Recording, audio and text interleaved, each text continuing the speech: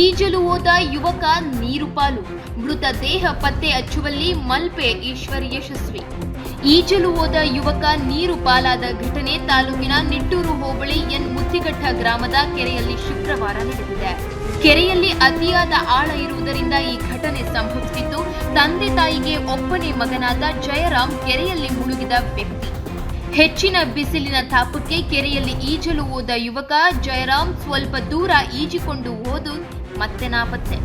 ಈಜು ತಜ್ಞ ಈಶ್ವರ್ ಮಲ್ಪೆ ಇವರು ಬಂದು ಕೆರೆಯಲ್ಲಿ ನಿರಂತರ ಶೋಧ ನಡೆಸಿ ಶವವನ್ನು ಪತ್ತೆ ಹಚ್ಚುವಲ್ಲಿ ಯಶಸ್ವಿಯಾದರು. ಶವ ತೆಗೆದು ಮಾತನಾಡಿ, ದಯವಿಟ್ಟು ಯಾರು ಅತಿಯಾದ ಆಳ ಇರುವ ಕೆರೆ ಬಾವಿಗೆ ಈಜಲು ಹೋಗಬೇಡಿ, ಅಕಸ್ಮಾತ್ ಹೋದರೂ ದಡದಲ್ಲಿ ಈಜಾಡಿ ಎಂದು ಸಾರ್ವಜನಿಕರಲ್ಲಿ ಮನವಿ ಮಾಡಿಕೊಂಡರು. ಘಟನಾ ಸ್ಥಳಕ್ಕೆ ಆಗಮಿಸಿದ ಗುಬ್ಬಿ ಪೊಲೀಸರು ಅಗ್ನಿಶಾಮಕ ಹಾಗೂ ಮುಳುಗು ತಜ್ಞರನ್ನು ಕರೆಸಿ ಮೃತದೇಹ ಪತ್ತೆಗೆ ನಿರಂತರ ಶ್ರಮ ವಹಿಸಿದರು. ಈಶ್ವರ್ ಮಲ್ಪೆ ನಿನ್ನೆ ಸಹ ನಮ್ಮ ಈ ಗ್ರಾಮದ ಮತ್ತೆ ಗ್ರಾಮದಲ್ಲಿ ನಿನ್ನೆ ಒಳಗೂ ಒಂದು ಅಚಾನಕ್ಕಾಗಿ ಕಾಲ್ಜೇರ್ ನೀರಿಗೆ ಬಿದ್ದು ಮೃತಪಟ್ಟಿರ್ತಾನೆ. ನಮ್ಮ ಈ ಭಾಗದ ಗುಬ್ಬಿ ತಾಲೂಕಿನ ಫೈರ್ ಬ್ರಿಗೇಡ್ನವರು ಸಹ ಅರಸಾಹಸ ಪಟ್ಟು ಹುಡುಕಾಡಿದ್ದಾರೆ. ಆದರೆ ಕತ್ತಲಾದ್ರಿಂದ ಆಗಿಲ್ಲ. ಆದರೆ ಇಲ್ಲಿ ಸ್ಥಳೀಯರು ಸಹ ಹುಡುಕಾಡಿದ್ದಾರೆ.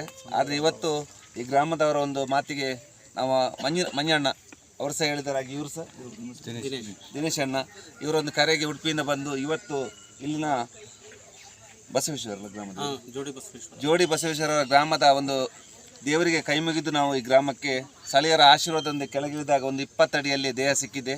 ಇದಕ್ಕೆಲ್ಲ ನಿಮ್ಮೆಲ್ಲರ ಆಶೀರ್ವಾದ. ಇದಕ್ಕೆ ಎಲ್ಲರೂ ಸಹ ಸಪೋರ್ಟ್ ಆಗಿ ಊರಿನವ್ರು ಸಹ ಮಾಡಿದ್ದಾರೆ, ಮತ್ತು ಫೈರ್ ಬ್ರಿಗೇಡ್ ಸಹ ಬಂದಿದ್ದಾರೆ, ಎಲ್ಲರೂ ಸಹ ಸಪೋರ್ಟ್ ಮಾಡಿದ್ದಾರೆ. ಅದರಿಂದ ಇಂಥ ಒಂದು ಅವಘಡ ಎಲ್ಲೂ ಆಗಬಾರ್ದು. ಯಾಕೆಂದರೆ ಒಂದು ಜೀವ ಅಮೂಲ್ಯವಾದದ್ದು. ಯಾರು ಸಹ ಈಜಲಿಕ್ಕೆ ಅಥವಾ ಏನಕ್ಕೆ ಸಹ ಹೋಗಬೇಡಿ. ಈಜು ಗೊತ್ತಿದ್ದರೆ ಸಹ ನೀವು ಹತ್ರದಲ್ಲಿ ಈಜಿಕೊಳ್ಳಿ. ಯಾಕೆಂದರೆ ತಮ್ಮ ಪ್ರಾಣ ಒಂದು ಅಮೂಲ್ಯ. ಯಾಕೆಂದರೆ ಇವತ್ತು ನೋಡಿ 40 ವರ್ಷದ ಒಂದು ಯುವಕ ತಂದೆ ತಾಯಿಗೆ ಎಷ್ಟು ದುಃಖ ಪಡ್ತಾರೆ. ಆ ಮನೆಯವರಿಗೆ ದುಃಖ ಸಹ ಸಹಿಸಿಕೊಳ್ಳಲು ದೇವರು ಶಕ್ತಿ ಕೊಡಲಿ ಅಂತ ನಾನು ದೇವರಲ್ಲಿ ಪ್ರಾರ್ಥನೆ ಮಾಡ್ತೇನೆ. ಆದಷ್ಟು ಇಂಥ ಒಂದು ಅವಘಡ ಆಗಬಾರ್ದು, ಇನ್ನಷ್ಟು ಮುನ್ನೆಚ್ಚರಿಕೆಯಿಂದ ಇರಿ ಅಂತ ಎಲ್ಲರಲ್ಲೂ ನಾನು ಕೈ ಮುಗಿದು ಹೇಳ್ತಾ ಇದ್ದೀನಿ.